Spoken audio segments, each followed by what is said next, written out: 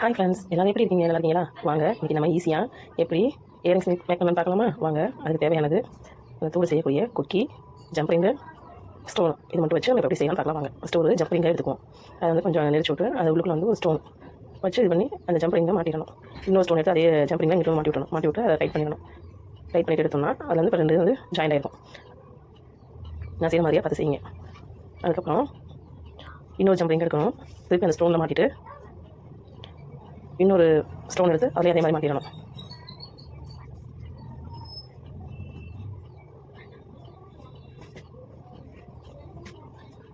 உங்களுக்கு எத்தனை ஸ்டோன்ஸ் வேணும், எவ்வளோ லென்த் வேணுமோ அதுக்கு தகுந்த மாதிரி நீங்கள் வச்சு செட் பண்ணிக்கலாம். நான் வந்து என்னோட குழந்தைக்கு போடணுன்றதுக்காக 3 ஸ்டோன் மட்டும் போதும்னு நினச்சிட்டு நல்லா போதும்னு விட்டேன். உங்களுக்கு எத்தனை தேவை நீங்கள் எத்தனை வச்சுக்கலாம். பார்த்தீங்களா, அழகாக வந்துருச்சா? இப்போ அதில் வந்து என்ன செய்ய போகிறேன்னா, ஒரு சைடு இருக்கிற அந்த ஸ்டோனோட வந்து ஒரு ஜம்ப்ரிங் மாட்டோம்.